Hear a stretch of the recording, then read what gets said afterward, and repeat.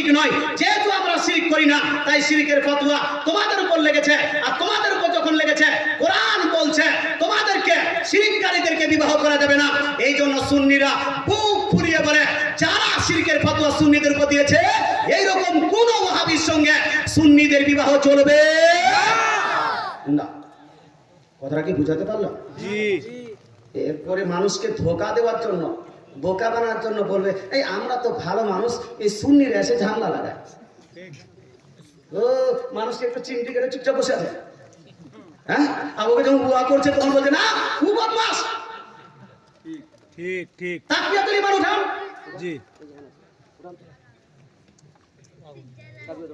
একবার দরুদ শরীফ পড়ুন। আল্লাহুম্মা সাল্লি আলা সাইয়্যিদিনা। তাকবীরাতুল ঈমান, তাকবীরাতুল ঈমান এটা ছাপানো হয়েছে দারুল কিতাব দেওবন্দ ইউপি। আপনার রাইটারকে শাহ মোহাম্মদ ইসমাইল শহীদ, ওরা শহীদ বলছে, আমরা কাতি বলি। ইসমাইল দেহলভি, দেবন্দীদের গুরু, দেবন্দীদের বাপ। মুসলমান এ লিখেছে কি লিখেছে একটু আমি আপনাকে পড়িয়ে শোনাচ্ছি। হ্যাঁ হুজুর একটু দাঁড়িয়ে যান তো, দাঁড়িয়ে যান। আচ্ছা বলছে যে হুজুর আমি ঠিক করছি না ভুল করছি, দেখো। হ্যাঁ হয়তো কেউ বলতে পারে যে না হুজুর স্যার ওই আপনার মুফতি সাহেব ভুল করছে। শুনেন,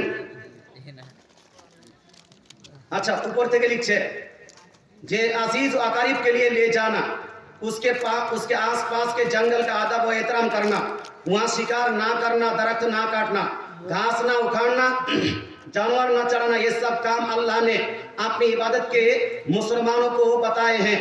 फिर अगर कोई शख्स नबी को या वली को या भूत को या प्रेत को या जिन व परी को या किसी सच्ची या झूठी कब्र को या किसी के थान वो चिल्ले को या किसी के मकान व निशान को या किसी के तबर्रुक व ताबूत को सजदा करे या रुकू करे या उसके लिए रोजा रखे या हाथ बांधकर खड़ा हो जाए या चढ़ावा चढ़ाए या उनके नाम की छड़ी खड़ी करे या जाते वक्त उल्टे पांव चले या कब्र को चूमे या कब्रों या थानों की जियारत के लिए दूर से सफर करके जाए या वहां चिराग जलाए और रोशनी का इंतजाम करे या उनकी दीवारों पर गिलाफ चढ़ाए या कब्र पर चादर चढ़ाए या मोरछल छल्ले या शामियाना ताने या उनकी चौखट का भूसा ले या हाथ बांधकर दुआएं मांगे या मुरादे मांगे या मुजाबिर बनकर खिदमत करे,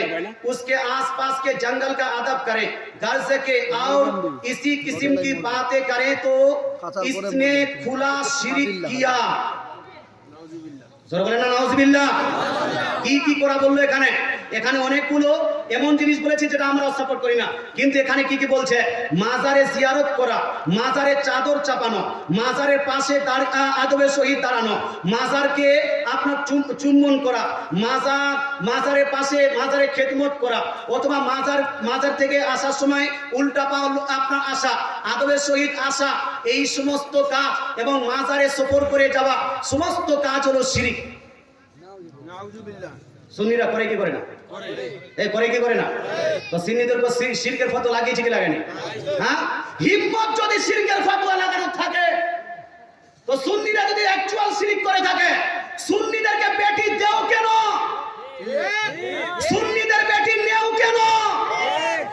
মুসলমান আপনাদেরকে বলতে চাই, হয়তো এই কিতাবকে জ্বালাতে হবে, নারে সুন্নিদের বেটি নেওয়া, সুন্নিদের বেটি দেওয়াকে বন্ধ করতে হবে।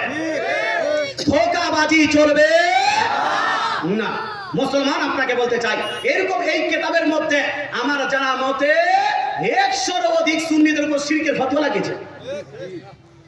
এতগুলো শিরকের ফতোয়া লাগানোর পরে লজ্জা শরম করা উচিত এদেরকে, যে সুন্নিদেরকে এরা যারা আপনার যারা বেটি নেন মুসলমান, কিন্তু তারা কোরআনের উপর আমল করবে না। কারণ একমাত্র সুন্নিদের কাছে এই স্লোগানটা আছে, কোরআন হাদিস যেই দিকে আমরা আছি